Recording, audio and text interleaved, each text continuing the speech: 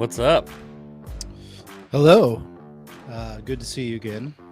Yes, good to see you again. It's in glasses.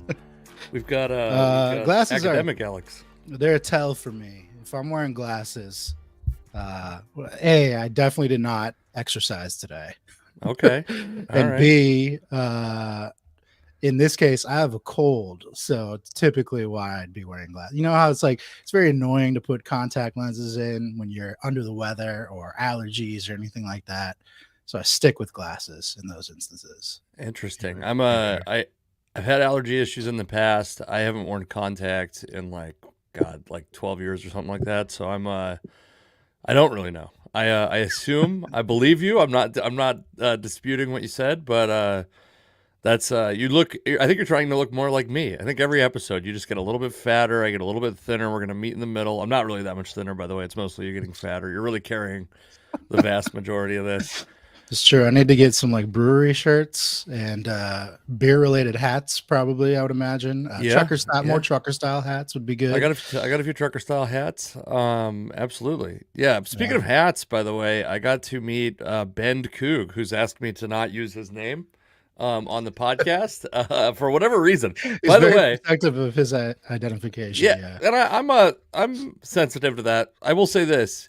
You worked with him at an old job, which I don't want to give away too much about Ben Coog, but you worked with him at an old job, and I go, I applied for that job, and I found out that he had a direct hand in not getting a job at that company. Probably not. Ben Coog did. Yeah, Ben Coog, he might have. Ben Coog wanted to be a podcast listener and a comedy fan, all while actively taking money out of my pocket. So thank you, Ben Coog. By the way, but he did put money back in your pocket. Kind of. I was not getting a door deal at this place. Okay. So I also it's tough with this because this is the closest show I was doing to him. I didn't know what the show quality was going to be like.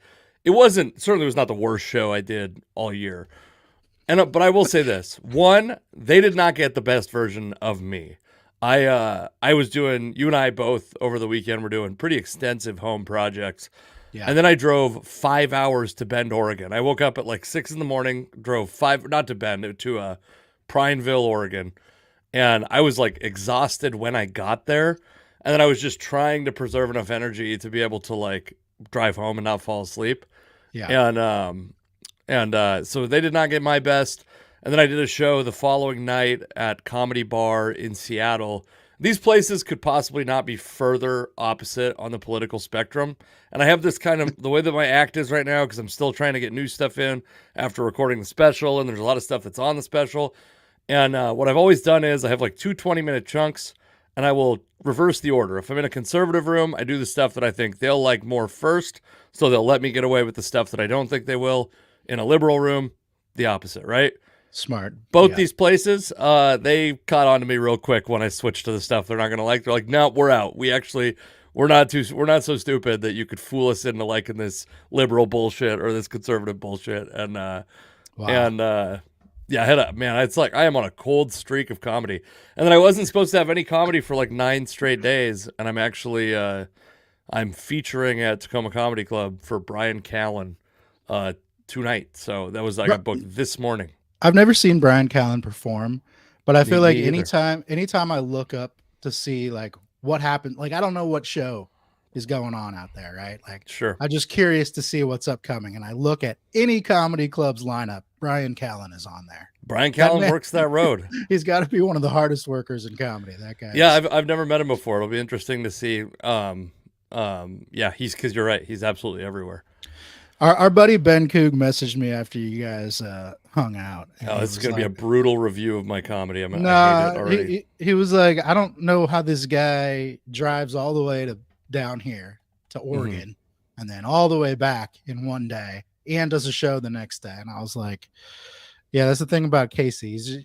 To me, you're like one of those people, and everybody knows people like this. I am certainly not one of these people. Hold on, I want to pause this because I just want to allow the audience to know that right now I have no idea what's going to come out of your mouth, and it could be the most praise or most insulting thing you've ever said to me the whole time I've known you. I don't know. It's kind of in the middle. But we all know these types of people that like they never sleep. right? And I feel Oh like yes. those types. And I got to put my glasses back on. But these, hold on one second. Is this? Do we have a sweat issue? Now we're like delaying this compliment slash insult even longer. The suspense is killing me. This is So this is how under the weather I am. Prior to this, it's like the one nice day this week. So I went outside and did light yard work, like mowed the lawn, did a little bit of edging for just like an hour, right? And I'm sweating profusely. Like I this just is did not like an really. That's not a good barometer because your baseline's pretty high on my sweat. base. I am a sweater, but this is embarrassing because it's like I just got done doing like an hour long workout and all I did was mow the lawn. But anyway, you're one of those people that it seems like you can get away with no sleep. And I've known people like this. Everybody knows somebody like this that you kind of like hear their schedule and you're like, God damn, how do you make it through every day? I assume Russell Wilson is one of those people because he was always a no No time time to to sleep sleep is guy. what I Yeah, always heard. rise Yeah. and grind and no time to sleep. And I just want to be clear. I'm not rising and or grinding. That's not happening at all. But what I am doing is yes. I have a friend who I don't think it's not public yet, so I won't say who it is, but I have a friend who's expecting a child. And he was asking me like, how do you pull it off? Comic, by the way, yeah. which I think maybe is the maybe gives away too much, but we're going out live, so it's too late for me to change it now. He's a comic, and he's like, how do you do it? How do you have a job, a kid, and do comedy? And I think you just have to commit to being tired. Like you have to commit to being tired, and you have to commit to either figuring out a way to bring it when you're not tired, or when you are tired. Which I will say, I was at the edge of that. There was a point at the beginning of my set in Prineville where I go, you gotta give these people a show. You can't just fucking sleepwalk through this set. And so, because I was exhausted. I mean, maybe the most tired I've been in, like, since we had a kid or had kids to start with doing comedy. I also, man, when I booked that gig, I thought if Prineville was close to Portland. I thought I was in for like a 3-hour drive. 10 hours of driving is a lot to ask. And also, by the way, to add insult to injury, the mountain pass going back from Prineville to Portland had like a snow advisory, and I was like, well, forget it. We're just gonna go up north by the river. I don't want to deal with. I do not have the mental capacity to deal with snow today, and so we added another half hour to the trip. So I got home at about 3 a.m. and fell asleep very quickly. Which that's an evolution of me now. What I used to do when I was younger and had actual energy, and not just this like denial of tiredness that I live off of now, is I remember I worked 2 jobs at one point, and I worked night shift, woke up to work the day shift at the second job, and then worked a 12-hour overtime shift. I had, of 37 straight hours, I was working 32 of those hours with, I think, 4 or 3 hours of sleep in the middle. Got home from all that, could not get to sleep, just wide awake in my bed. Yeah, so you're one of those people that doesn't sleep. Yeah. So I was dead on. I remember hearing stories about like you always hear about college coaches, college basketball, college football coaches, and they're all like it's the same story with each of them. They sleep like 4 hours a night and they wake up like fully energized to do their job. I'm like, that's cocaine. That's not energy. Yeah, well, and then I'm like, to me, there's a thing where I go, I think I probably do have ADHD. I was in the early stages of when ADHD was becoming a thing that got diagnosed on a regular basis. I got home and I heard a message from from like the counselor at school to my mom about getting me in for an ADHD diagnosis, and I freaked out. I was so mad at her because back then it was shameful. Then it became like the chic thing. Everybody had ADHD. It was so cool to have ADHD. Yeah. And now I'm pretty sure I have it too. It's like a few years ago when everyone said they had anxiety. It's like, yeah, we all have anxiety. It's just to the degree to which you have it varies. Right. And also I tried Adderall one time and it was fucking amazing. And I don't know if I'm like, could I live like that? But I can't, I don't want to be addicted to a substance. But yeah, that's, I thought about including Adderall in my life. My wife got diagnosed with ADHD, like officially, not lucky, not like most people a few years ago, but they gave her this book about ADHD, and it's like a college textbook. It's like 400 pages and just a big wide book. I'm like, who with ADHD is going to have the capacity to read any of this book, let alone I think that's the the whole damn thing. diagnostic test. If you could read That's that book, what- you don't have ADHD. I was like, if you actually read this book, then you definitely don't have it. But if they give this to you and it like holds some papers down on a coffee table, then yeah, we'll give you the pills. So this is Kyle Taylor says, "What's up, boys?" Kyle Taylor's an old buddy of mine from when I worked at KGRG in college, and he and I have an ongoing bet that he's yet to pay up on, and I'll hide him because you'll know he's a military service member that's about to be embarrassed on this podcast. He and I had a bet that the Major League Soccer would be profitable by, I want to say it was like 2010, and the stakes of this bet. Imagine, so this is the stakes of this bet, Alex, were that one of us whoever lost the bet had to get a Brazilian wax. And that nobody wins, man. Like nobody, especially the waxer. Yeah, do they have a say in this bet? Because if I was them, I'd be like, no, we're not doing that. And I will say this, my level of body hair, and I feel like this is round 2 of this story on this podcast, but my level of body hair meant that I was giving him like 3-1, 4-1 odds. He's a hairless boy, and I'm a hairy man. And back then, by the way, I was a much smaller guy. Now there's a lot more surface area for me to grow hair on. This is terrible. No one wants to hear about this. He said you tell the story every time I comment. He also, I might have told this story too. Behind Kyle Taylor's back. So when I started dating my wife, he came to our apartment. It's a good friend of mine. We were, my wife and I lived in this I lived in this apartment like a flop house. 2 other single guys, unmarried guys. My wife was going to college, and he came over, and my wife and I had just gone grocery shopping, and she goes, I went to the bathroom, and he's like, "What are you guys making?" And she's like, "Chicken Caesar salad," and he goes, "Ooh, you should try my chicken Caesar salad." And I don't think that he meant it to be like hitting on her, but it came off that way to her, which he's probably embarrassed listening to this now. And so forever in our home, he's been called Chicken Caesar salad behind his back. But I call him also, Kyle to his face. Yeah. Also, I mean, like the variance between chicken Caesar salads has to be minimal. Like, but I get it when you're in your 20s or whatever. If you're putting real anchovies in that motherfucker, that's okay, sure. Right. Yeah, there's little things you can do. Speaking of bets, this has nothing to do with your story, but I once bet a guy that within 5 years Justin Smoke would be an all-star. I don't even remember who the guy was. I lost the bet, but in the 6th year, he became an all-star with the Blue Jays, and that really pissed me off. So fuck you, Justin Smoke. I have a bet right now that the guy I have to get him to pay up on. It was that Evan White would not reach the end of his Mariners contract as a member of the Mariners, and or maybe it was like sign a second contract. It was such an obvious bad signing from we are a Jerry DiPoto apologist, if you recall from a couple episodes. So I hate to say this, but speaking of by the way, we'll get to sports. Let's get to sports, because you and I spent an early part of the baseball season trashing the Mariners. The off season you absolutely hated. I think I was a little bit more warm on it than you were, but you were frustrated by the lack of spending in the off season. But not only the lack of spending, you were frustrated by the choices that Jerry DiPoto made with the money. And since we came out to say we're not going to spend a lot of time hyper-analyzing early baseball, the Mariners have gone on a tear. They were first place in the AL West. They just won a series against the World Series favorite Atlanta Braves, and my pick to win the World Series. Also my pick. I have legit money. Speaking of bets, I have legit money on the Atlanta Braves. And now you're having second thoughts after the Mariners took 2 or 3. I'm sure, because I was watching that lineup with the Braves, and I was like, man, if these guys. I guess it really just proved how good the Mariner pitching is, that they shut down a lineup as potent as the Braves. I mean, the Braves have Michael Harris, who's the rookie of the year 2 years ago, batting like 7th or 8th in their lineup. That dude would be like the 3-hole hitter for the Mariners, which is just the contrasting styles there are just so remarkable. But they have an incredible lineup, and Mariners pitching just shut them down. Yeah. Where did I hear? I heard an interview the other day that was someone talking about the Mariners and the way hitters feel in Safeco Field.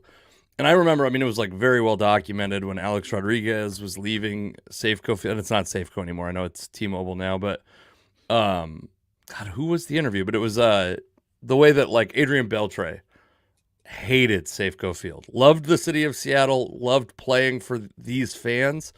but he felt like he was constantly being robbed of extra base hits and home Yeah. runs by Safeco Field, and the I just got the weirdest text from my mom. I forget to turn my phone is like off to the side, but my this is, she's not.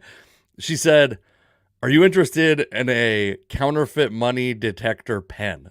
Could you? I know she's means well. Okay, Did she I know steal this from a Macy's? Like, yeah, she stole it from like a Safeway where someone was given 50s. That I gotta put in my what phone in. in what world is that something you would need? Are you Well, processing a lot of hundos? in her defense, I do get a lot of merch. I sell a lot of merch, That's true. That's and fair. according to the IRS, I do not. And I'm sure she's thinking about it in a nice way. Okay. I'm not gonna be. I'm taking counterfeit money. I'm spending counterfeit money. That's my stance on counterfeit money. Anyways, Yeah, the realities of T-Mobile Park is that you see it every single game. Guys will hit a ball, you'll hear it off the bat, and it sounds like it's going to be on the street. Basically, it's going to go so far, and then it's a fly out at the warning track. But I think anyone who grew up playing baseball or softball around here has some idea of what it's like in these conditions. And I feel like anytime this topic is brought up, there's amateur meteorologists all over the place that have differing opinions on why Sure. and how and everything. But the reality is, for whatever reason, in Seattle's ballpark, when you hit a ball really hard, it doesn't necessarily go where you think it's going to go or as far as you think it would. So yeah, that's a real thing. I mean, they've done a good job. The realities of how the Mariners have built their roster, there's a couple things. One, they've built it to the ballpark. If it's tough to hit in a place like Seattle, then build up your pitching and theoretically your defense, but they didn't really improve the defense. They just improved the pitching. And two, I mean, it's a mathematical thing, right? Like if the pitching staff is going to have the advantage because your best hitters are only going to hit 30% of the time, right? Then, having dominant pitching should theoretically shut down dominant hitting. But the Mariners this season have been, even in spite of their surge, which I think they have 5 or 6 straight series wins now. I mean, they've been on a tear since things were kind of bad a couple weeks back when they played the Cubs at home, and then ever since then they haven't dropped a series. They've been on fire ever since and playing some pretty good opponents. But the thing that makes this interesting is it's not like their hitting has improved all that much. It's really just that their pitching has been historically good across this run. They're up to 15 or 16 straight starts by their starting pitching staff of less than two runs or less allowed, which is unheard of. I mean, you watch some of these other teams. I was looking at the White Sox are a very, very bad team, but they have Mike Clevenger still in their starting rotation. You forget that Mike Clevenger was once a good pitcher many, many years ago. And the fact that guys like that just go out there and basically piss away a game every 5 days is not something the Mariners have had to deal with. And even if you think about the Mariners in the past, think about some of the pitching staffs they've had before, even when they were really good. I mean, usually your fifth starter is still just a guy that at best is eating away at some innings for you. And they've gotten pretty fortunate that they've had Emerson Hancock to start the year, and now they're going to transition to Brian Wu coming off the IL. So it's they have, I mean, legitimately, any one of their 5 starters could be a top of the rotation guy for most teams in baseball. And that's just not something you see. I mean, this has to be, even looking back at some of the past rotations they've had, this has to be the most stacked rotation they've had 1 through 5. So they have this deficiency. They have depth in the rotation. Last I looked, and it could be different today, but last I looked, they were a 65% chance of making the playoffs. They're going to probably based on the offseason, you'd have to expect they're going to be somewhat conservative at the deadline, right? I think that if this team was going to go out and spend big, it was probably going to be in free agency in the offseason, and that's not what they did. So at least payroll-wise, they're probably not going to add a lot of payroll. Is there, there's 3 teams out there, and it's every night, you remember when it used to be every year there'd be a team, it'd be a terrible baseball team, and they'd have one aging star, and you could go maybe track down there's 3 very bad teams in baseball right now that don't really have a legitimate Well, I guess the Astros, on record alone, you would think the Astros and the Angels were in that camp. The Angels are probably more in that camp than the Astros, obviously. By the way, you're a World Series pick. Who are in last place in the AL West. I jinxed them. That was my reverse jinx on the Astros. But the Astros have been winning lately, and of course now the Mariners go play them in Houston just as they're seem to be getting their footing. So that should be Sure. fun and interesting. We all love Astros fans. I also think like chances are the Astros aren't going to make an in-division trade at the deadline, especially if they're contending. So take the AL West teams out of it. There's three teams: the White Sox, the Marlins, and the Rockies, all who have less than 10 wins, who are all double-digit games out of first place in their division. And you go look at these rosters, and I think I think we have reached peak tanking. Because there is no reason they should have thought these rosters would be good. The Astros, you're like, there's a lot of talent on this team. These are rosters that are just full of terrible baseball players. Like, well, I mean, the Mariners just saw the Rockies, and I mean, I watched every game in that series. They won 2 out of 3, and it was a disappointment. I mean, you never feel you shouldn't feel like the baseline facing a team is to sweep them, but that's how it feels when you go up against a team like the Rockies. And, you think about just the landscape of the AL West. The Mariners haven't even seen the Angels or the A's yet. And granted, the A's are kind of outplaying their expectations right now, but they're still the A's. They're still not very good.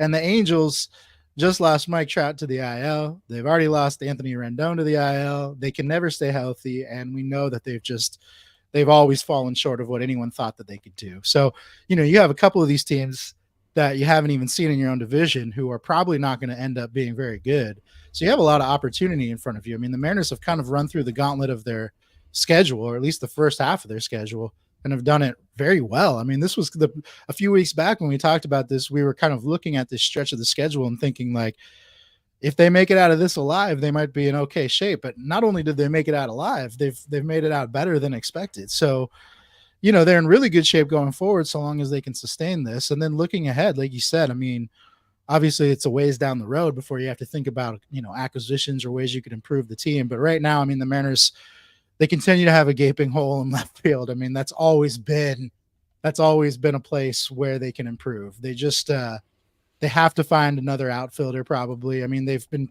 giving Luke Raley a try. Luke Raley just really hasn't turned into what anybody thought he would. Dominic Canzone goes on the IL, and obviously they had high hopes for him, but you just don't know what he's going to do when he comes back from injury. And he certainly he doesn't have any sort of proven track record in the major league. So it's hard to count on a guy like that. Really. They've basically played Dylan Moore what feels like every day because of various injuries in different places. So he's a guy who is really more of your super sub type, has now become kind of a starter in a way, regardless of what position he's at. The third base pairing of Rojas and Arias has actually worked out pretty well. Maybe you'll be okay there. Yes. We talked about it on the last episode. It's worked out okay because Josh Rojas is playing like an all-star, which is, whether that's sustainable or not remains to be seen. But at the moment, he is playing like a starting caliber player. I need you to divorce yourself from batting average, Alex. It's not just batting average. I mean, the reality is you got to credit Perry Hill quite a bit for his work with both these guys, with both Arias and Rojas, because at the start of the year, even just going back a month, defense at third base was a huge problem. I mean, You watch these guys play and it was like, how are we going to get through a season with these two guys playing third? And every single day they seem to get better to the point where they're actually making some pretty tough plays. So, that the bigger thing beyond the bat was like, are they going to be able to survive defensively? And they've done that pretty well. They've certainly picked up the defense. And of course it helps that their pitching has been so steady throughout that entire time.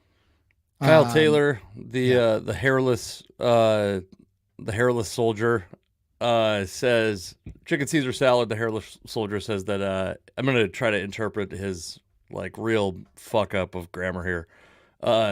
He says Haniger needs playing time, should honestly be cut in half. Feels like his phone stuck the cursor back in the middle of the comment before he got done typing. Like he's saying Haniger needs his playing time cut in half. Mitch Haniger has not been playing very well. I have an inventive idea that's actually going to sound like a very Mariners idea. So if this happens, you can be mad at me. We kind of always knew this was going to happen, by the way, when we started seeing these ultra long, ultra high salary contracts. Eventually, these teams, especially these teams who eventually reach this kind of we're tanking for a while spots, would be sitting on these just enormous contracts. Chris Bryant is still owed what, like 100 and I mean, so after this season, he's owed $104 million. He does have a full no trade clause. He has been terrible with the Rockies in the last 2 years. He's been injured for a chunk of this year. I believe he was injured for part of last year. Had a pretty good 2022 season. 32 years old, owed a bunch of money, a lot of uncertainty. My only question to you is, and so I guess the thing is, like, he's like a Arias type pickup where it's a guy who had a pedigree, who had a lot of early career success, which maybe isn't the Urias story, but and who isn't doing it anymore. Who's like, this would be an upside pickup. How much of that salary are you willing to pick up? I mean, the Mariners realistically would have to basically either buy him with prospects, so like they're sending prospects over, so the Rockies pick up the entire contract. Right. I just don't know of a way they could do it. I mean, the player that this team needs right now is, and we just saw him come to town with the Braves, is Jared Kelenic. They need a good defensive player who can play either corner outfield spot. And here's why. Because if you have Haniger playing right field is, if you go, most people know center field's, toughest outfield spot, then right field, then left. You could argue that they've probably run Haniger into the ground a little bit. This is a guy who hasn't played full seasons in quite some time, and who has a tendency to get injured, and he's older. So I mean, he needs a lot of rest days, and they haven't really been giving him that. I've seen a lot of people say you could put Haniger at DH, but right now you have Garver as kind of an everyday DH, and if it's not Garver, you'd kind of rather have a rotating cast of people in that role than another guy who gets entrenched there like Haniger. The solution for them might be to find a way to get Haniger over to left field, which we already know is a problem for them, and then get a better defender out in right. Where they're really struggling is to find an athletic third outfielder. Is Chris Bryant going to be that guy for you, a 32-year-old? Probably not. I mean, I guess if you're getting him for no money, no cost, then it makes sense. But just the way the fact that the Mariners were willing to salary dump Jared Kelenic as part of that, basically. Well, they were dumping Kelenic as part of Marco Gonzalez's Yeah. salary. If they were just going to throw away an athletic outfielder and Kelenic to save money, there really is no precedent for them going and picking up somebody like who costs as much as Chris Bryant while delivering subpar results. Like if they're going to go get somebody that costs that amount of money, it's got to be a guy that is actually performing. And I think the Mariners in that instance, if they continue the stretch of hot play and they get to the All-Star break, having won a bunch of series like this, they're looking at, they're eyeing the White Sox for like, an Eloy Jimenez or somebody like that who's can actually produce and, is going to be worth the money that they spend. I want to show you Jared Kelenic. And so I know you're saying a Jared Kelenic type. I'm not saying Jared mostly Kelenic on defense. Yeah. I just want to make people feel less bad about the Jared Kelenic trade because Jared Kelenic right now is being propped up. His stats are being propped up by a ton of batted ball luck. His expected WOBA is 286, 27th percentile. He's got like a 460 batting average on balls in play, and he's not hitting balls particularly hard, including, by the way, 0 home runs on the season. So I'm not trying to do like a gotcha thing here. I just want to people feel so bad about this Kelenic trade, and I just don't think that it's all empty calories like the beginning of 2023 with the Mariners, where it's like there were obvious things that are gonna revert or that are gonna regress back to the mean on him. Eloy Jimenez is an exciting name. I will say that. I think that the Mariners have enough.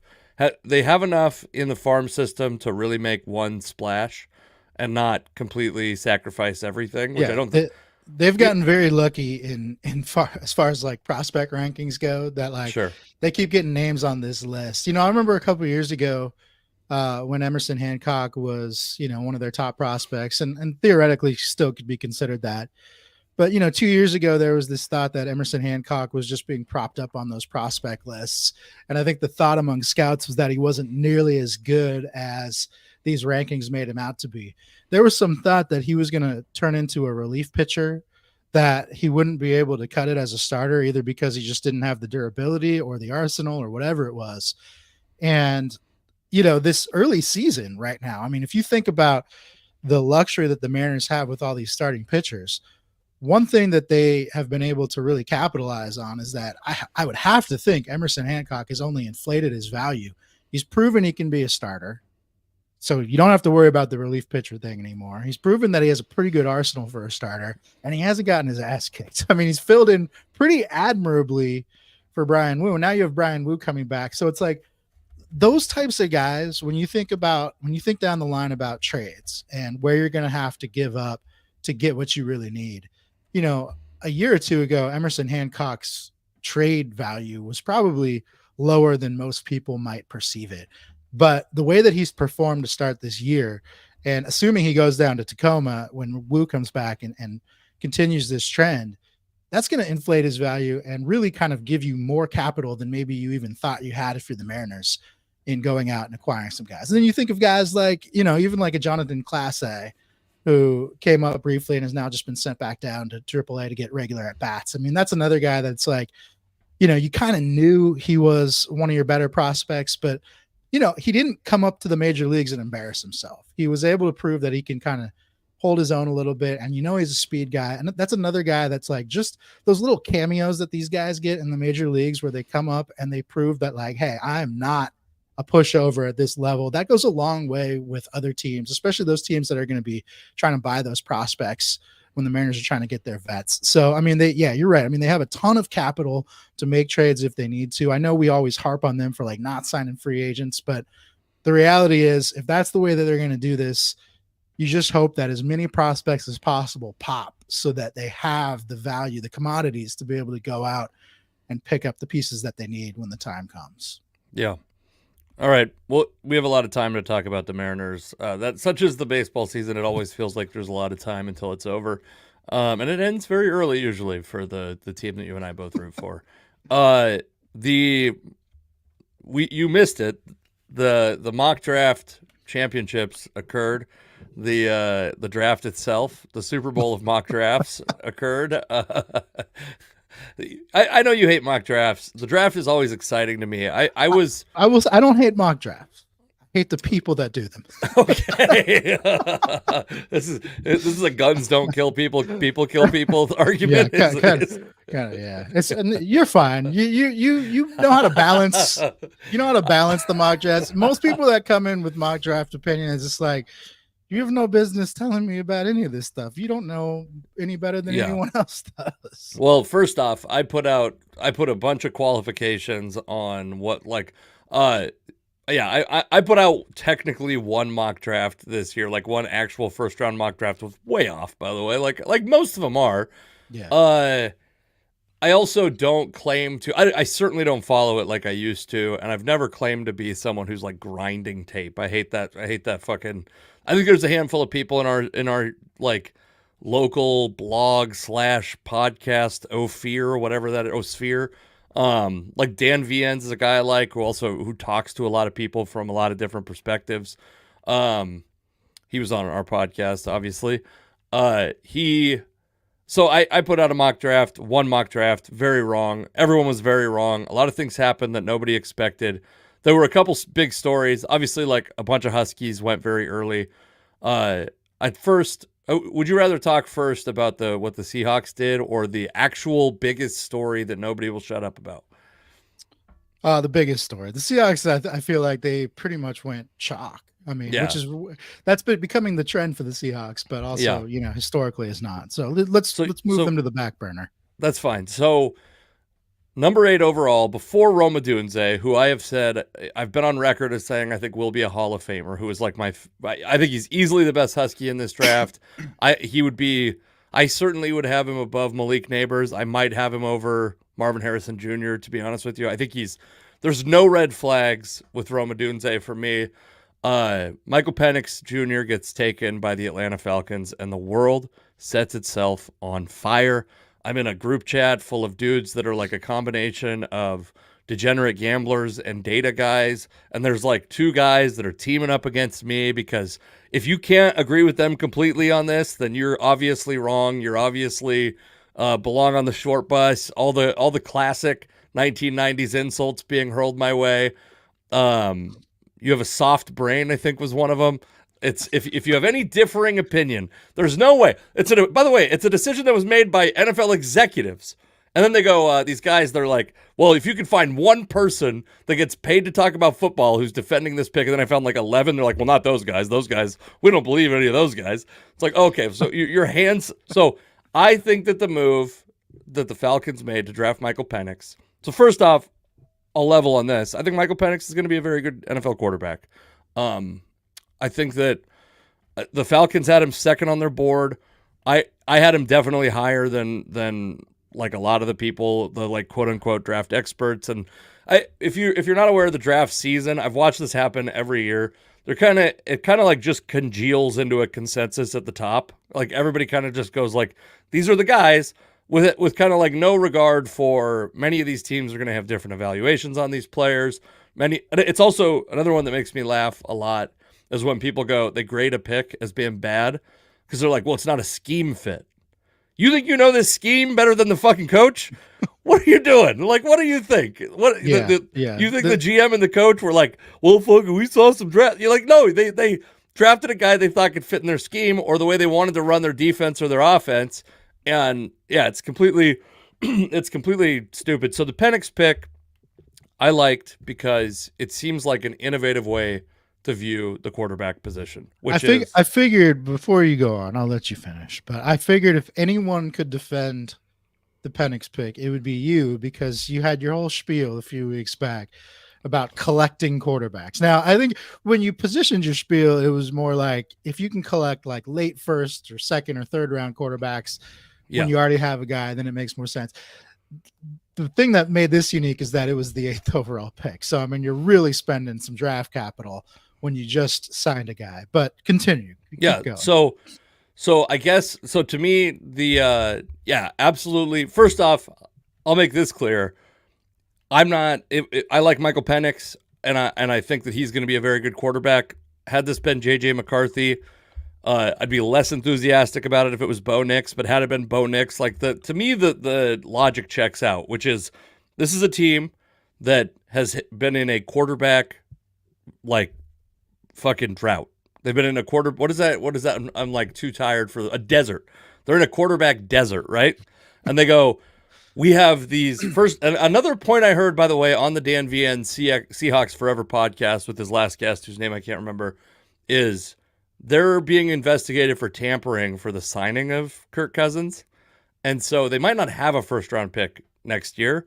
And so if Kirk Cousins doesn't work out, if he doesn't recover from the Achilles very well, if he comes and he is like kind of the 30th percentile outcome of what Kirk Cousins could be in Atlanta, they don't have a lot of ammunition to go get another quarterback, and the quarterback class isn't super deep next year at this point. So they kind of have a little bit of a cliff, and they're built to win now.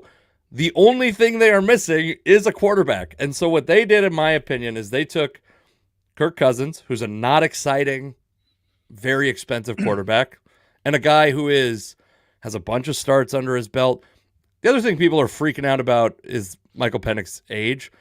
You gotta, for this class, the class before it, I don't think next class, you gotta basically subtract a year from their age, because not only were they in the COVID year, and a lot of these guys are older, but they are playing against guys who are also older. Like the class all is graduating at the same time. Here's Ben Coog says, my guess is Cousins will be traded after 2025. Plenty of teams always in need of a quarterback. He's a proven starter. I hate to say it, but Penix is going to be a stud. It's important to point out because, a lot of the arguments that are being made for and against this topic, but, I think the point has been made a lot that Kirk Cousins has a no trade clause in his 4-year contract. So he has a no trade clause. But that doesn't mean he can't be traded. It just means that he has the right to refuse any trade that comes his way. He has to approve any offer that comes his way. So, the fact that he's locked in for 4 years means, he either sticks around for all 4 of those years, they cut him at some point and need some money, or, I guess there is the possibility that the Falcons could trade Kirk Cousins, but he's going to have to approve it. So it seems, I guess, unlikely that he would be traded just based on the logistics you would have to go through to make a deal work. I mean, I think the initial, when this pick was initially made, the first reaction I heard on the broadcast was, I can't believe they didn't pick JJ McCarthy, but that's the East Coast media. Sure. they think JJ McCarthy is better because they saw him more. And then the second reaction was obviously, well, what about Kirk Cousins? And I get what you're saying. I think if Kirk Cousins doesn't have this no trade clause, if you have the freedom to just get rid of this guy at any point in time, then the pick makes a ton of sense. Collecting these quarterbacks makes sense because you can part ways with this guy, even though you just gave him a contract at any point. The fact that his contract has a no trade clause really makes the move a little bit more interesting. It's not necessarily a bad move. If this is really the guy that you want in Penix, then go get him. Who cares what anybody says? It's like the movie you've never seen before Draft Day. If that's by the way, speaking of which, by the way, folks, next year, if you share this with enough people, build this podcast enough that we have any confidence that we could fill a very small comedy club in Tacoma, I have a suspicion that we could do a showing of Draft Day the week of the draft and all have a good time, a laugh, some beers, and enjoy each other's company. But we gotta get more listeners before we get. It's just gonna be really embarrassing when it's just me, you, and Ben Coog sitting in fucking. He drove 11 hours combined that day. He gets a DUI on the way home, also that we can watch Draft Day in a comedy club. Yeah, it's like that though. It's like in Draft Day, he takes some guys that he wants regardless of where they were projected to be, and it's like if Penix is your guy. It's unfortunate that it happened to Michael Penix because I think everyone agrees he's a good quarterback. He's a good player. Obviously, around here, we're very biased about him. And now he's kind of the focal point of this, scrutiny because of the pick itself and the fact that this team already has a quarterback that they just signed. Yeah. So it's tricky. I mean, they're going to have to work it in some sort of way that they're going to have a very narrow window to make this transition from Kirk Cousins to Michael Penix. You have to think, barring injury, if Kirk Cousins goes out in the first game of the year next year and gets hit so hard that he tears his ACL or something, then hey, this pick looks amazing all of a sudden because now you're having to play a guy who was viewed as a franchise quarterback in the draft. And so, I mean, you're always, I guess if the thought was, hey, we're always one injury away from having to turn to our backup, then by all means, go get the best backup you possibly can. But if everyone stays healthy and all things are the same, then, Penix theoretically isn't seeing the field for a couple of years and he's already, 23, 24 years old. So you're talking about 25, 26. And then you're also factoring in the rookie contract. I mean, we've talked a lot about the benefits of a rookie contract. And if you're kind of wasting that with the guy on the bench, then where are the real benefits there? So Ben Coog brought up a good point, and I'm going to say this. I'm actually a little bit changing my stance on this a little bit because I think it's actually easier. I think Kirk Cousins is more incentivized to waive his no trade clause after this year than the next year, because after next year, for a team that trades for him, not for the Falcons, but for a team that trades for him, there would be no guaranteed money. He's got guaranteed salary in 2025. So if they trade him, that team has an incentive to keep him. They might have an incentive to convert some of that salary into like prorated bonus or something like that. Maybe give him more bonus, more guaranteed money, etc. After that, that team gets to trade for him with no guarantees. No trade clause is a great point. I think he doesn't have a no cut clause. That's what I'd say. And that's where they have an opportunity is after those first 2 years, a post June 1 cut would be a pretty big savings. You can see this. Yeah. It would be $45 million annually if they split the cap hit over 2 years, or I want to say it's like 32.5 if they take it all in 1 year. Michael Penix isn't probably. Here's the deal: no matter what happens with Michael Penix, Kirk Cousins is not playing on years 3 and 4 of that contract unless quarterback contracts go crazy, and even then, I don't think they will. I mean, I guess the scenario that you're painting where everything works out for Atlanta basically means nothing works out for Kirk Cousins.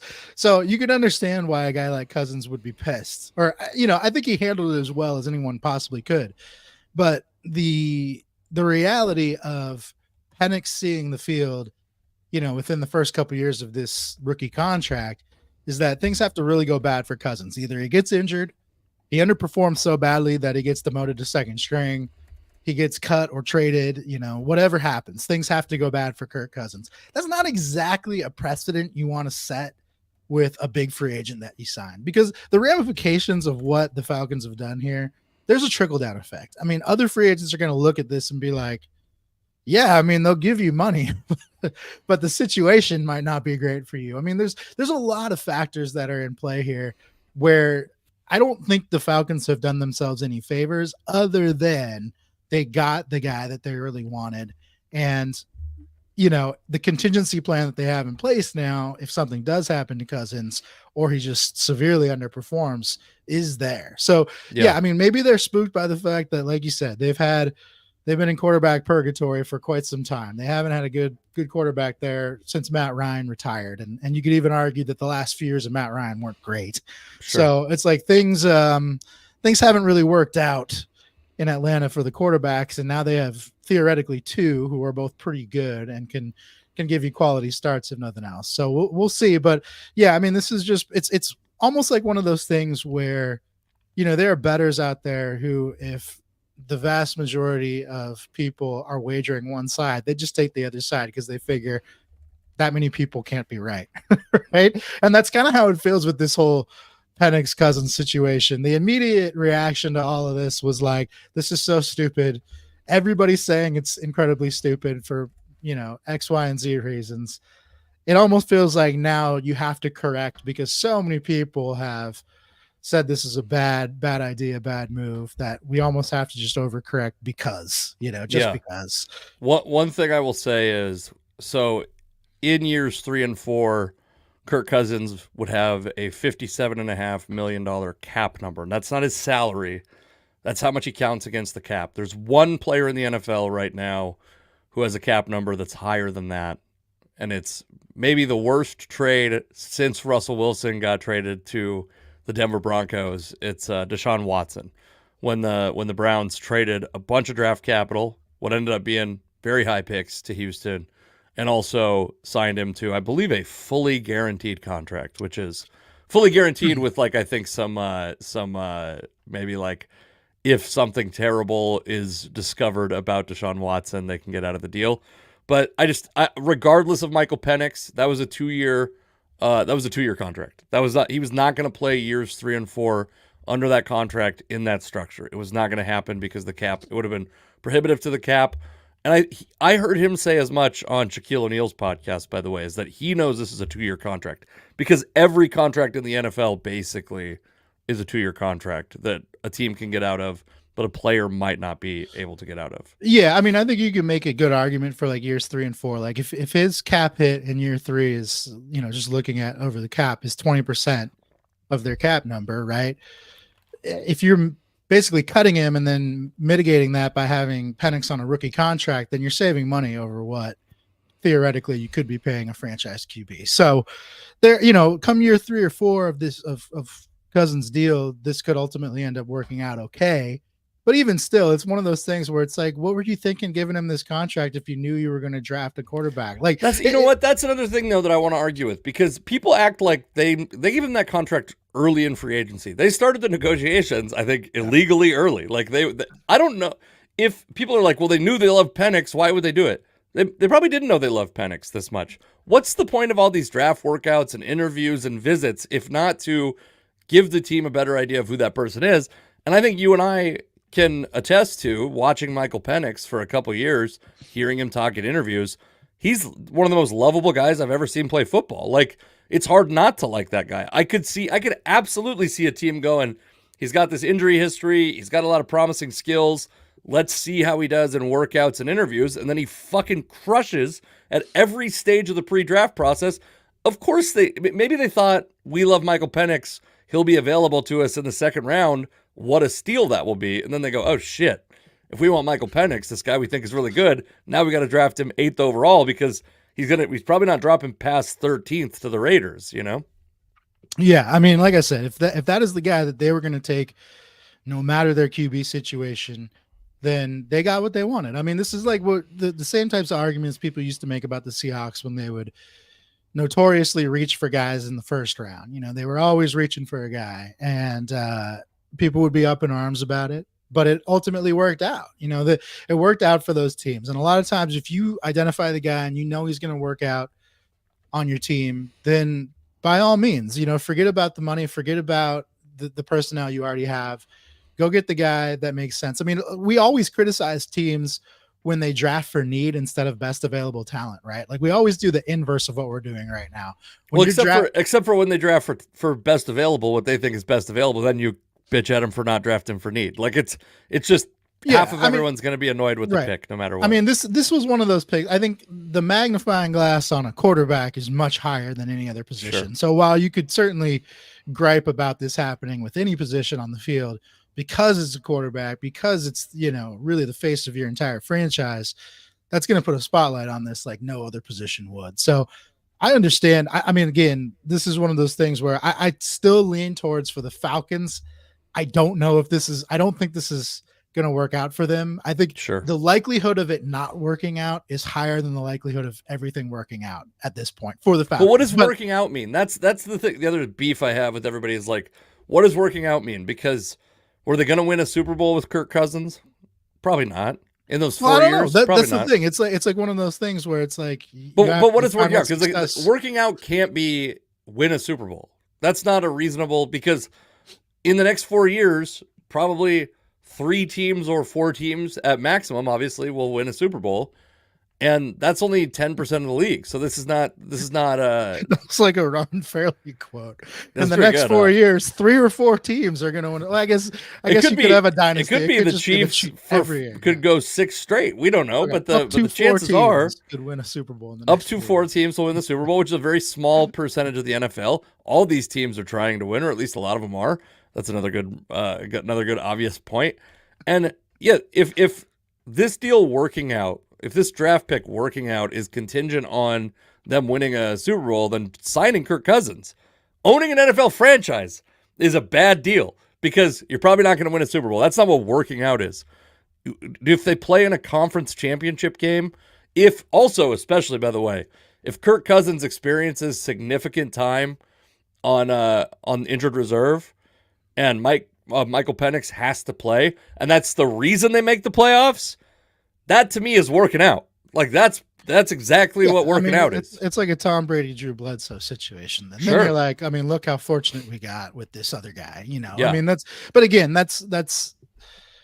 it's one of those scenarios that I guess you're accounting for on making this pick, but also like you're not necessarily anticipating or hoping that would happen, right? Like, so I mean, it's just there's a lot that can go wrong here, and like you said, I mean, there's a lot that can go right. I mean, I think that because the ultimate goal is to win a Super Bowl, you know, I guess the working out for them would probably just be sustained success. They haven't had that in the last few years. It's been a while since they've been, you know, one of the better teams, even in a very weak division. You know, they're in such a weak division that the opportunity to make the playoffs should be there every single year for them, and they still haven't been that good. So like they have to find a way to get back to the playoffs every year and kind of run that division the way that they did a few years back with Matt Ryan. And so I think for them, that's probably what working out looks like.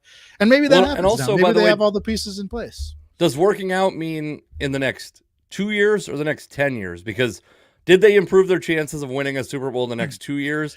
Probably, I think marginally at best, right? I think it has to be shorter term than the next 10 years, because the reality of the NFL is if it doesn't work out in the next 2 years, then all the people making these decisions are fired. So for them, that's certainly possible. I think you extend the timeline when you draft a quarterback. I think you extend it a little bit. And I think if Michael Penix is good, if you have a quarterback for the 10 years that follow the next 2 years where he's sitting behind Kirk Cousins, it's the question is, like, did the Aaron Rodgers pick not work out because they didn't win another Super Bowl with Favre there? Obviously, the Aaron Rodgers pick worked out. Did the Jordan Love pick not work out because they didn't win another Super Bowl with Aaron Rodgers there? No, absolutely not. This is what I think teams are going to start doing is keeping the pipeline full of talent because how many quarterbacks take a guess, Alex? You probably I don't know if this got I was also watching the first round of the draft at a bar, so I didn't see what all the discourse was. We were supposed to do a live draft and I was on the verge of divorce, I think. My wife was sick of me being out of the house, sick of me being unavailable. If we had done that draft, I might be doing this from a sad single dad apartment right now. Because I was going to go spend 11 hours fucking entertaining Ben Coog. How many how many quarterbacks last year do you think started 17 games, if you had to guess? How many quarterbacks started 17 games? I'm gonna say 15. I believe it was either 8 or 9. I'm pulling it up right now. Just to be sure, it was either 8 or 9, and it's been that way, by the way, for two reasons. I believe since the in the last couple of years, it's either 8 or 9. I can't find it right off the top of my head. The last couple of years, it's been like 8, 6, 8, 9, like in that range. Where before it was like 13, 15, 16. One reason is 17 game seasons, probably leading to more injuries. Also, the concussion rules are a lot more strict, and they keep getting more and more strict. And so these are the reasons why guys are missing games. But it's irrelevant. The reason, the reality is, your backup's probably going to play. 3/4 of the teams saw starts, not snaps, starts from a backup quarterback. Yeah. Yep. Okay, let's move on to so Caleb Williams gets picked first overall. Everyone knew it was coming. All that. I want to know your opinion on Caleb Williams because I don't like him. I think the eccentricities are going to be a problem. I think he's like a less talented version of Cam Newton. Cam Newton is like a very individualist guy. And that has, I mean, frankly, and there's a bunch of things, contributing factors possibly that have hurt Cam Newton. But I think him being like a nonconformist has certainly hurt him in the NFL. He should still be playing in the NFL. That's my opinion. I think Cam I don't know Newton if he should still be playing. I think he should have had a longer career pretty anyway. Bad. Yeah. I mean, he was also injured a lot. I mean, that dude took more hits than most quarterbacks ever will. Sure. And so I have a theory about Caleb Williams, and I want to hear your thoughts on it, which are these eccentricities. I'm having a hard time criticizing him for them because I think that the same thing that is causing people to not like Cam Newton is it's like latent homophobia. Because he does a bunch of stuff that's like non-traditionally masculine, and that's what gets all this criticism, right? And I'm not saying that I think he shouldn't be allowed to do that stuff. I want to make that as clear as possible. What I am saying is I think that quarterbacks that are a distraction, right or wrong, quarterbacks that are a distraction tend to struggle in the NFL, right? It's Yeah, I hear what you're saying. Nothing Caleb Williams has ever done seemed to like obscure the talent that he has. I mean, the fact that this guy is mobile for one, and then obviously a very good passer too, those are all important traits in a quarterback. I mean, the difference between him and a guy like Michael Penix is, Penix is mobile-ish. We know his numbers of running, his running metrics are pretty good, but we don't see him run a lot in games. Sure. Caleb Williams, can run. He's your classic like dual threat quarterback that is also a pretty damn good passer, which, a lot of times when you go out and draft a dual threat quarterback, you think of like a Lamar Jackson. There's questions about that person's passing ability when they come into the league. And they, a guy like Lamar Jackson has certainly proven those criticisms to be a little bit unfounded and become a good quarterback. But you can understand how a lot of times with dual threat guys, those question marks prevent them from being like the number one overall pick. So in Williams' case, the fact that he was number one means like, hey, those questions are really not there that you would typically see. Sure. I understand what you're saying about like the non-conformity of any football player, whether it's a quarterback or anybody else. I mean, we've seen punters get basically blackballed from the league, like a Chris Cluey, for example, because they were active on social media and spoke out about various causes that NFL teams didn't want to have anything to do with. So this can happen across any position in the game. You're saying NFL teams don't really want to end racism? Is that what you're saying? That is that. Well, they'll let you put it on the back of your helmet. That's about it. But I think the reality of just the changing nature of the NFL, of sports in general, of society in general, is that there's going to be more people like Caleb Williams coming into the NFL than there are like, Vince Lombardi's favorite players from back in the day. Like the hard-nosed conformist player is probably being phased out of the game because that's just not how society behaves anymore. That's just not the reality of the world we live in. I kind of agree with what you're saying. I think there's no way what you're saying is absolutely false, meaning like it's definitely going to be more and more. And by the way, I mean, Caleb Williams has a girlfriend. It's like so stupid to even have to go through all this crap. I hope he's gay. Like, great. I was hoping Russ was gay when those rumors were coming around. Like, to have a gay starting quarterback be the face of the NFL, but that quarterback needs to still be like a CEO psychopath, basically. And that's just not some of those guys, right? That's not Johnny Manziel. Baker Mayfield seems to have screwed it on, but like early in his career, there were criticisms about him and work ethic stuff, if I recall correctly. There's guys that are just like, you gotta, I mean, there's not a wide variety of people who play quarterback. And yes, Ben Kook says NFL players are now Gen Z, different mindset, not bad, not good, just different. I agree with that. I still think the NFL is selecting for there's some selection of the highest level of like masculine bros. Yeah, I mean, I agree with you to an extent. I mean, there is an image problem in the NFL based on the people calling the shots. I mean, when it's a bunch of old white guys who are, but I'm saying even the people who get to, it's not like there's a bunch of like fucking, Joey Bosa's out there that are like storming the Capitol. No, quite the opposite. It's not like there's a guy with his profile and he's like marching in the Pride Parade in the city. Like this sport selects for people who are probably going to be a little bit less, whatever, traditionally feminine or something like that. Yeah, I mean, I don't like.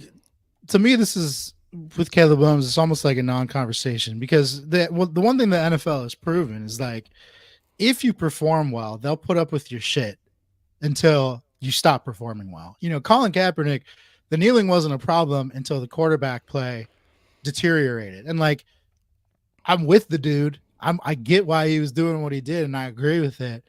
But I also, because I'm a football fan and not just somebody who kind of came into that cause late, like I understand that his play was declining around the time that it made sense to part ways with him because of all the other stuff, right? Like that is a reality of the NFL. It's like, hey, if Colin Kaepernick had been playing at like a Tom Brady level, like going out there and taking the team to the Super Bowl every single year, then they would have put up with that shit for a lot longer than they did.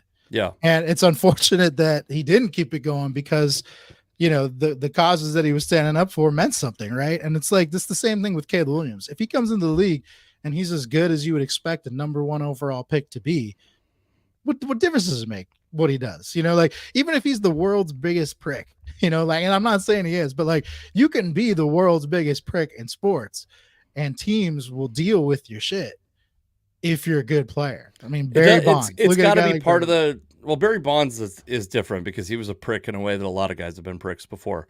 The way Caleb Williams is acting is like not traditionally the way. It's like not a thing that the sport is equipped for, right? And that's like that's an indictment of the sport, not an indictment of the player, but it's the reality. And I think that the Kaepernick, because I'm with you. Like, to me, I'm like a free speech absolutist. The Kaepernick shit to me was fucking borderline fireable for the NFL as part of my life. Like, it was the fact that he never got, by the way, he was good enough to get another chance. I would argue the same thing about Cam Newton. He was good enough to get another chance. Yeah, I would agree. But when it becomes this guy's 27, 28, and he's a middle of the road starter, which is not a bad NFL player, but he's a middle of the road starter, that suddenly becomes unsignable because of those distractions.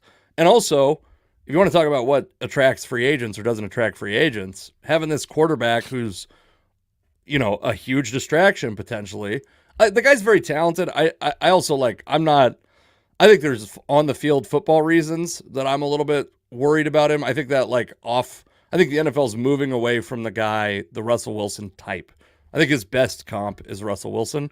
And I think that a guy that's like making most of his plays outside of the framework of the offense, The NFL's moving away from those guys. Michael Penix is going to be making plays in the framework of the offense. Bo Nix, yeah, JJ McCarthy. It's interesting that you bring up Russell Wilson because aside from the play, I'm not talking about the play, but just kind of like the social dynamics of a guy like Russell Wilson. Russell Wilson should be a franchise favorite when it comes to the quarterback position, right? Based on everything you're saying and what we know about NFL teams. NFL teams should love a guy like Russell Wilson because he says and does all the right things. Now, we see that that's a little bit of a facade. He might not, it might be a little bit disingenuous. His real personality might not be as bulletproof as he's tried to make it out to be.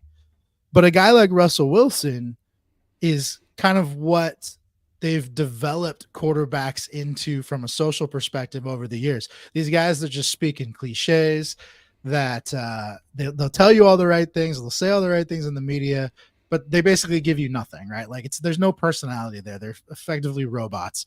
That's what they're politicians. They're psychopath politicians. That's what the NFL has kind of like bred a quarterback to be over the last few decades.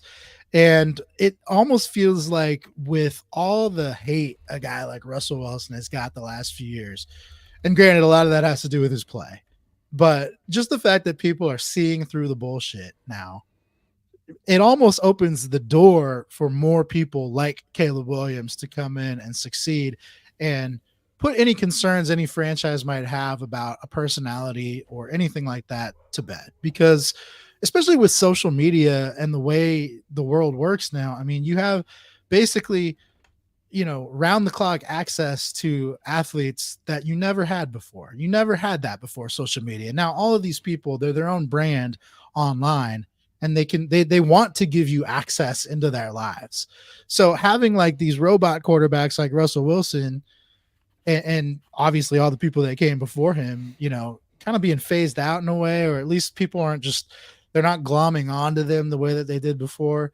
I think it makes it easier for guys like if Cam Newton came around today, I think he would have much more success just from, obviously he was very successful, but I think a lot of the distractions that you're pointing out, just they're not a thing anymore. They just wouldn't be as big of an issue. In Cam Newton's case, they came around later in his career. Yeah. I'm not saying he wasn't like a little bit of he was obviously very confident and very demonstrative on the field. And I, that's by the way, people loved and hated it. Like that's the nature of that. And yeah, I mean, he's also, by the way, that dude was physically unlike any quarterback we've ever seen. And that includes, by the way, he's different from Lamar Jackson. If you were going to say, I remember people comparing Andrew Luck to him, but you're like, yeah, kind of, but not to that degree, not with that game, not with that willingness to absolutely just run a dude over. Andrew Luck was just kind of a weirdo, but I mean, Andrew Luck's actually not a bad analogy for Caleb Williams. Also because Caleb Williams, much like Andrew Luck, doesn't come from a family that's he's in a good situation financially now. I mean, these are the NIL these types of conversations. I mean, you have to include the racial component. You have to, because absolutely. A guy like Aaron Rodgers is worse. He's more of a distraction than Cam Newton or Colin Kaepernick or any of these other people.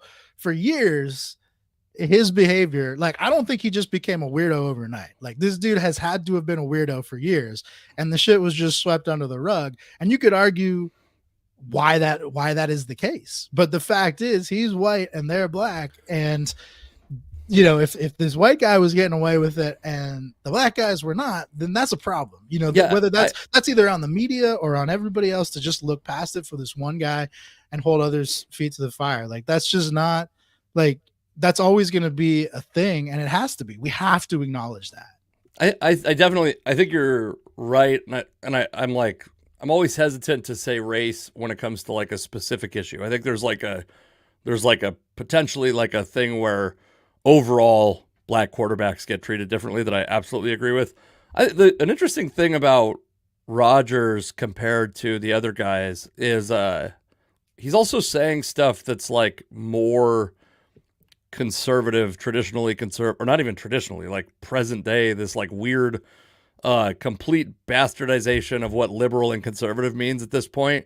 He's more I think appealing to the average NFL viewer, which is, by the way, because of a variety of things. But the average NFL viewer is probably more conservative than, like, say, the average Seattle podcaster. You know what I mean? Like, they are. Yeah, I mean, we're an extreme. I mean, that's just Yeah. the reality. I mean, where we live in the But world. it's hard just, even to like. It's hard even to imagine how much different, unless you travel the country. It's hard to imagine how different Seattle is from the rest of the country. We're I mean, like, yeah, the reality is, like, again, this goes back to like NFL ownership, and the fact that we're seeing more diverse representation in front offices in the NFL is great. The fact that we see more people of color in positions of power, whether it's the general manager or just some sort of executive, can I that's say really that? great. Can I say that Yeah. having a black GM draft a black quarterback and the whole media shitting on him actually feels like progress to me, because they weren't like, this is a landmark moment. This was like, this fucking sucks, even though I disagree with them. Yeah, Like, yeah. yeah, No, it's a real thing, but like the ownership is still like predominantly like old white guys, right? And like that is you're basically trying to appeal, not you personally, like the quarterback or the type Yeah. of person that they're trying to develop in the NFL is often trying to appeal to these owners, because that's who's ultimately making these final calls on guys. And it's like, those guys are going to die eventually, Yeah. and who knows, maybe they get replaced by more of the same. But the reality is, I just don't think that's the case. As that generation phases out, and this happens with any generation, it's not unique to this particular generation, but as any generation phases out, you see change in the next generation that comes along, whether it's at the top with NFL owners or whether it's all the way down to the players themselves. So, I think these types of conversations, they're going to be had because they're always going to be sensational in some way or another. But the reality is, I don't think, like, getting back to a guy like Cam Newton, like, he's one generation early, I think, maybe two. And it's like, if he comes along now or in a few years from now, no one cares. No one cares that he's out there being Superman. No one cares that he's taking the spotlight from teammates or whatever you might perceive as his distractions. Like, no one would care.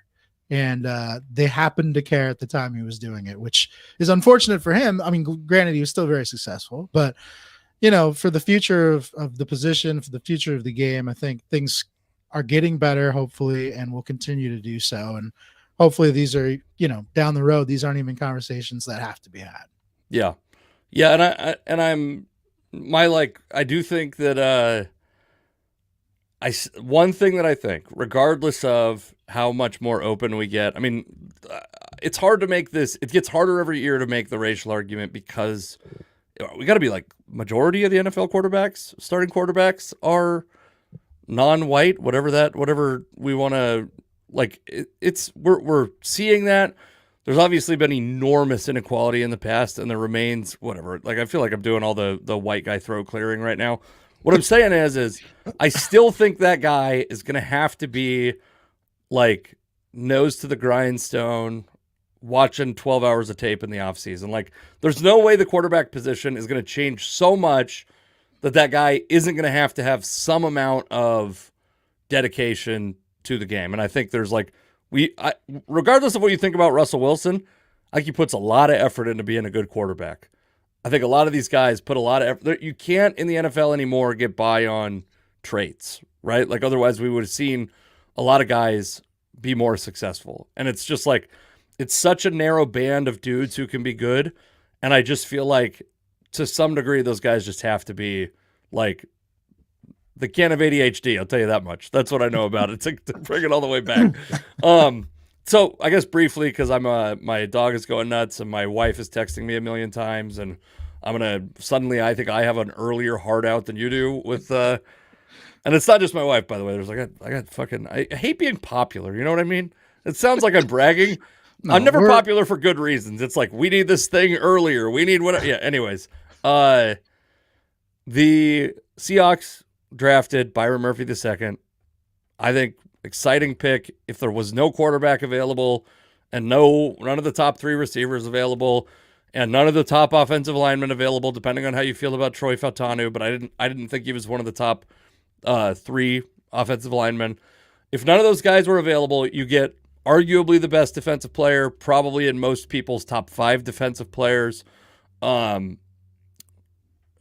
I, by the way, of the quarterback position, I kind of feel the same way about the defensive line position. Of defensive line positions in baseball, people will get pissed because they're like, "We have a good shortstop. Why would the team keep drafting shortstops?" Because you just got to keep drafting shortstops. You can't. You never have enough shortstops in your organization. Sometimes they become center fielders. Sometimes they become third baseman. Sometimes they become whatever. You got to keep just drafting the best players you can get. And yes, the Seahawks have invested a bunch of money in the defensive line. Yes, they have a lot of depth on the defensive line. In fact, I'd say they even have good players on their defensive line. I'm glad they drafted best player available and didn't do some sort of mental gymnastics to make drafting what I would say is a not very valuable position. Troy Fautanu, who would have played guard here in the first round. I would have been fine with a cornerback too. There were great cornerbacks on the board also, but I'm happy with it, and I don't really think it's even remarkable. Like they've started to kind of draft best player available a lot of the time. They've done much better in the last few years than they did in the previous 5 or 6. When it comes to drafting guys. I mean, when they were going through that stretch where they were reaching for guys in the first round that seemingly didn't fit anything they were trying to do, and then ultimately those guys would become busts. You just questioned what the future looked like for John Schneider, or if he was even going to survive this. If he kept that string of drafts up, things would have gone poorly for him, I imagine. But they've reversed course in the past few years. They've found good players, whether it's a position you want them to take or not, or even experts would want them to take or not. You can't argue with taking a guy who is probably the best defensive player on the board, right? So you're going out and you're getting guys that everybody agree are basically going to help your team no matter where they fit. And the reality of any draft is, even if you have a few positional holes, like, you're not going to walk away from any draft in most cases with total certainty that you filled those things. If you're taking a guy to fill a need in the 3rd or 4th round, that's still a 3rd or 4th round guy. I mean, there's a lot of those guys don't make it. A lot of them do, but a lot of them don't. So, I mean, you're always going to have these needs, even post-draft. And so you might as well just get the best talent and let that sort itself out from there. And it feels like that's what they did this year. We said a few minutes ago, like, they pretty much went chalk, and that's what they did. I mean, I guess unless you consider the Seahawks taking a running back every year, something that they're prone to do, they didn't do that this year. But other than that, they pretty much did what they needed to do. They filled some gaps. They got some good talent. People were generally pleased with their drafts, which, the first few, I don't know, for like the first decade of the Schneider Carroll era, no one was ever pleased with their drafts. So it's a weird place to be for a Seahawks fan these last few years. All right, we should play the home run game before we go. I guess we'll say I guess I'm not done with the draft thing. I don't want to just sound like good, because I got to find a home run guy anyway. So that's perfect. Okay, good. So to me, this reminds me a little bit of, and I think, was it 2012 was like was that the big draft, or was it 2011? That was like the all the talent that they found in like the it was both those drafts. 2012 was Russ and Bobby, but the year prior was Sherman and some of those other guys. So I guess what I would say is the defensive backs, the later rounds, reminded me of how I felt about Cam Chancellor when he got drafted, which was, I mean, the traits are there. There's a lot of reason to be like, his upside's high. His floor is 0. His floor is not making the roster. And I kind of feel like in the later rounds, outside of the linebacker they picked, whose name I can't, who feels like a little bit, actually kind of feels like a Bobby pick, where it's like a safe, like not a guy who's just brimming with traits. They just like picked big, physical, great players. And that's kind of what I want to see him do. Okay, let's home run game. I'll go first. We're going to skip. We were going to talk about Shohei Ohtani. We're going to skip it because we're running out of time. And I feel like the walls are closing in on these text messages, and I really hate it. And I got to figure out a way to be less distracted. It's funny, we started the podcast talking about ADHD, and the last 40 minutes I've been trying to think of how I'm going to respond to these text messages that I've gotten during the podcast.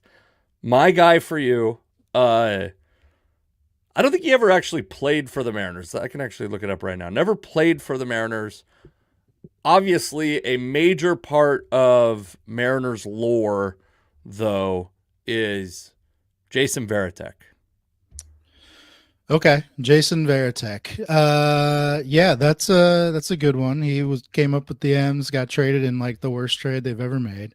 Hold on. Shout out to Robin Castles catching us at the end. Also ADHD. Yes. Yeah, you're catching us at a good time. Home We're run millennial men. We all have where ADHD. I'm about to blow this home run guess because I feel like Varitek is just obscure enough. He obviously had a long career, but catchers are always difficult. Catchers, it feels unfair because they're just, how many home runs is a catcher going to hit? Varitek was probably I'll tell you like in a moment when you guess. he was probably like 15 to 20 home runs most years. And I know he came up in like 97 because that's when the trade, or 97 or 98 is when the trade happens.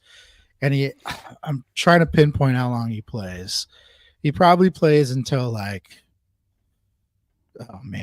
2012 or 13, maybe even a little long. I don't even know. Yeah, this is definitely more than a decade, but let's say 14 years. He plays 14 years and he hits 15 home runs a year.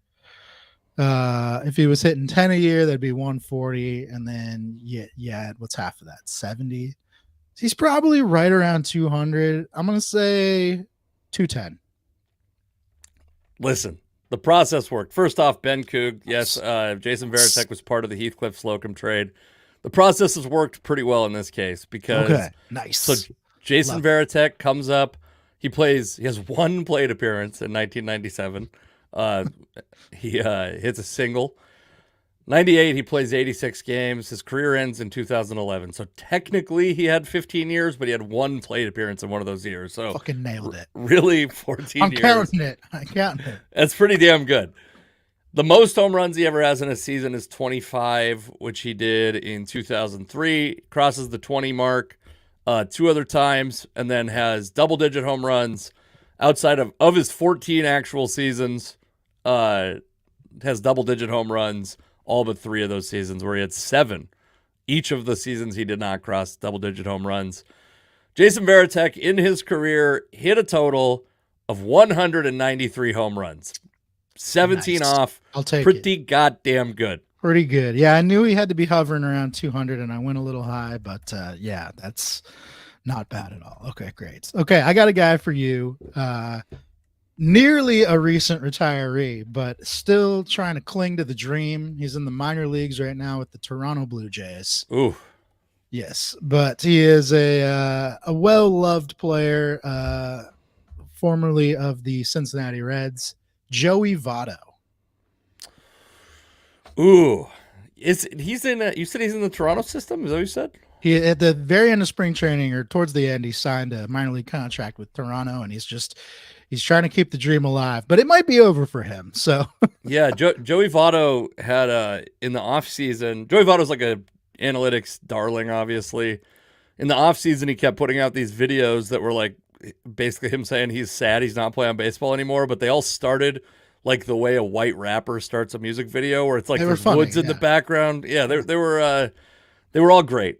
Joey Votto, very funny also as a player, as a guy. I mean, very funny on baseball scale, which I think actually gets too much credit. Baseball gets too much credit for being funny. Not that funny. Most of the players not that funny. In fact, today I watched a video of Chris Bryant getting pranked by Greg Maddux, which happened I think maybe this offseason, maybe last offseason, and it was like it's a lot of pranks. Baseball, unless you're into prank humor. You got to really be into prank humor for baseball. Yeah. So the video was like a 5.5 out of 10, and he's like, "Well, I got pranked this year, so I guess I pranked last year, so it's." And then I watched the one from last year, dude. It's the least funny video I've ever watched, and it's got like 20 million views. He acts like a transfer on like the Mesa College baseball team, and they figure out who he is right away. It's like so. Okay, Joey Votto. I'll bet you Joey Votto never hit 40 home runs in a year. I bet you he's got multiple seasons. I'm going Joey Votto probably played 15 seasons. But he had a crazy stat, I remember, where it was like he had like under 20, fewer than 20 infield pop-ups, like very late into his career. So a guy who was always squaring the ball up, walked a ton. 15 years, 20-ish a year, Some years probably in like the teens and low teens, probably some years in the 30s. Never had as much power as you thought he would have. I'm going to say Joey Votto has 312 home runs. Pretty good. Pretty good. Not as good as you? Not as good as me, but pretty good overall. Process wise, you more or less got there. You're correct. He never had 40 home runs in a season, but he did have 1, 2, 3 seasons in the mid 30s. So, he had some big home run seasons. He ends up playing 17 years, but the first year, of course, is just his 24 game little stint at the end of a season there. So not a lot of work in one of those seasons. He's also had a couple seasons, 2014, 2020, obviously is COVID shortened, but 2014, he only played 62 games. And then 2022, 2023, we know the last couple of years he's been injury prone, hasn't played a whole lot. But you're right. I mean, he's one of those guys that he has sneaky power, I would say. He was always pretty much in the 20s with his home runs. And over the course of those 17 years, those obviously add up. He only has 2 seasons where he has single-digit home runs. The first year he comes up where he only plays 24 games, and then 2014 where he only plays 62 games. Every other year he's got at least double-digit home runs, and most of those years are in the 20s. Ultimately, what did you say? You said 312. 312. Okay, so he ends up with 356 home runs. And okay. There was a part of me that wanted to say like 250, so I'm definitely you went higher happy. than you thought. Yeah, that's good. Because there was stretches in his career where he was a first baseman who didn't hit for a lot of power, and he was very productive. So you said 356?